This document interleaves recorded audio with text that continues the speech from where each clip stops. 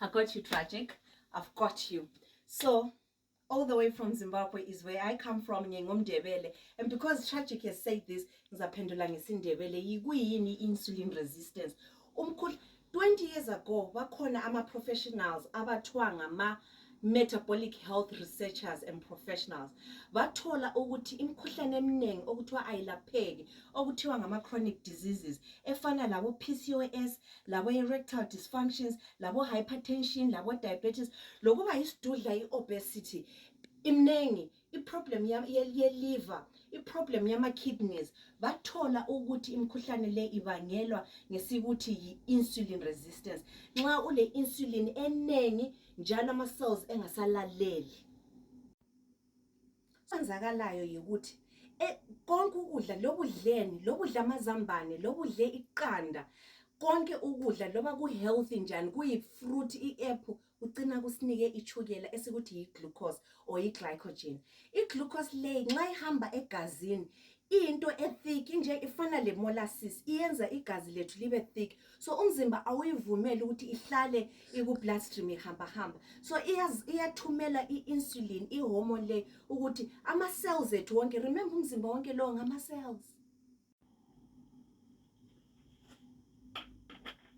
So bengisithi mina leyo mkhuhlane iyenziwa yikuthi insulin inengi. Kodwa okunye ukudla esikudlayo ikakhulu oku-high in sugar, okunjengamakhekhe, ama-chocolates, ama-biscuits, kumbe ukudla esithi ku-processed, okuhlangahlanganisiwe bakulungisa ema-industry, okungayisikho okukuthi kumbe sibulala inyamazana sadla, kumbe sikuthethe engadini, imchomoli, ikhabitshi, carrots, ukudla okunjalo okulungisiweyo, yikho kakhulu okukhweza ishukela.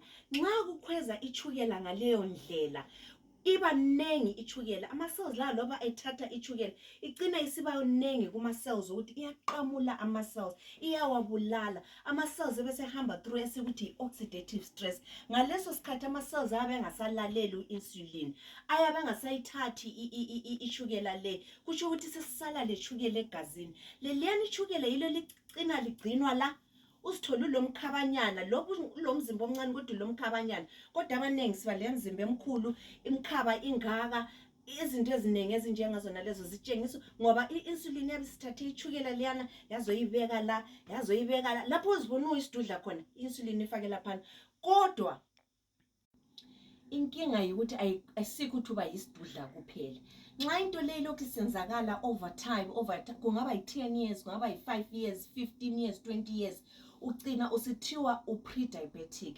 So kutholakala ukuthi even ama-cells lawa abamba ichukela la esiwathi ngama-fat cells, le liver egcina enye ichukela, agcina engasakwanisi lawo. Ngaleso sikhathi ichukela selidlala egazini, udokotela nxa ucheck ithola ukuthi ichukela lakho linenganyana, abese sithi u-pre-diabetic. Inkinga ukuthi ngaleso sikhathi ama-organs amanengi ayabe selimele, ngithe ama-cells ayabe njani, insulin resistant, esele oxidative stress, alimele. So yikho lapho siba le mkhuhlane le ngiyibalile eqaleni eminengi.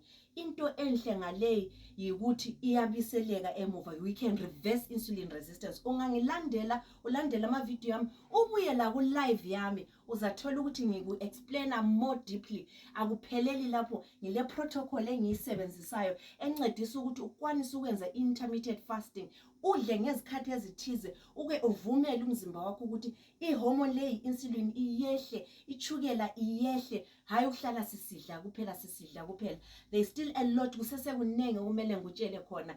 Nikeza usisi wakho, umama wakho, i-follow, and I will help you with that. Ngizakuncedisa.